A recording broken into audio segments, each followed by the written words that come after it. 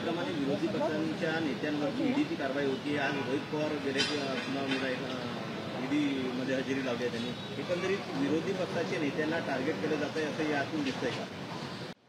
100% दिसतंय. ED, CBI, income tax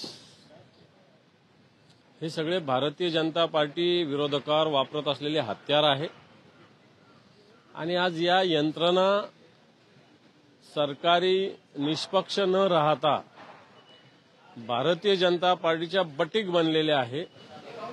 Bharatiya Janata पार्टीच्या सरकारच्या हाताचे बाहुले बनलेले आहेत आणि त्यामुळे राजकीय दृष्ट्या जे लोक यांना नकोसे वाटतात किंवा राजकीय दृष्ट्या समोरच्या सगळ्या महाविकास आघाडीच्या पक्षांना नामोहरम करण्याचा प्रयत्न याच्यातून निश्चित केंद्राचं सरकार, राज्याचं सरकार करतंय.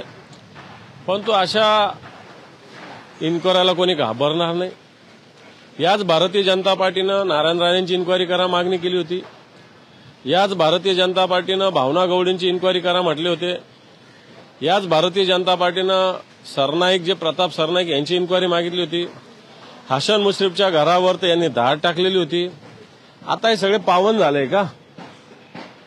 भारतीय जनता पार्टीमध्ये गेले आहे त्याच्यामुळे हे पावन झाले आणि जे भारतीय जनता पार्टीत जायला तयार नाही त्यांच्यावर ईडीच्या इन्क्वायरी. यशवंत जाधव इथल्या महानगरपालिकेचे सभापती होते स्टँडिंगचे, ते आता पावन झाले. यांच्या इन्क्वायऱ्या भारतीय जनता पार्टीच मागत होती, परंतु आज हे लोक भारतीय जनता पार्टीबरोबर सहभागी झाले म्हणून हे एकदम पवित्र झाले आणि जे लोक भारतीय जनता पार्टीच्या दबावाला झुकायला तयार नाही त्यांच्याविषयी अशा पद्धतीनं चौकशा लावतात. परंतु सत्य बाहेर येत असतं. सत्याचा विजय आज नाही तर उद्या होईल.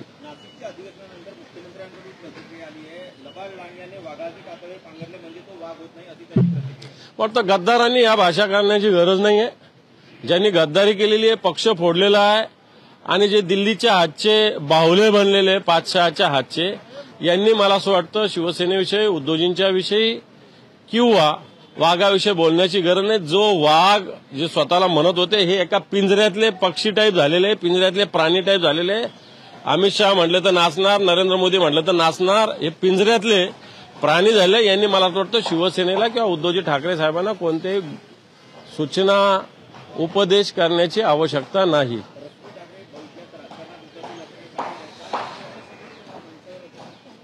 मंचावर असणं काय पाप आहे? आई भवानीची पूजा सपत्नीक उद्धवजी ठाकरे साहेबांनी केली म्हणून त्या आल्या.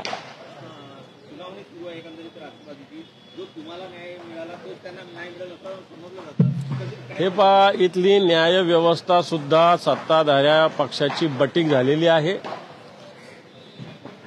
इथलं ट्रिब्युनल असताना सुद्धा काय निर्णय दिलेले, मला असं वाटतं जगाच्या इतिहासात पहिल्यांदा ज्यांनी न्यायाधीशाची भूमिका मांडली त्यांना येऊन खुलासे करावे लागतात. याच्यातच मला वाटतं अन्याय केल्याचं स्पष्ट होत असतं.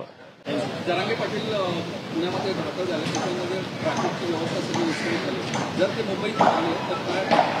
आणि यालाच लागून असा प्रश्न आहे, आज मुंबई उच्च न्यायालयात सुनावणी होती, सदावर्तीने ती याचिका केली होती. त्या अनुषंगानं जरांगेंना नोटीस बजावा, एकंदरीत कायदा परिस्थिती निर्माण होत होती, त्या अनुषंगानं नोटीस बजावा असे आदेश दिले. हे पहा, लोकशाहीमध्ये लोकशाही मार्गाने आंदोलन करण्याचा अधिकार आहे. मनोज जरांगे पाटलांना किंवा मराठा समाजाला हे आंदोलन करण्याचा अधिकार आहे.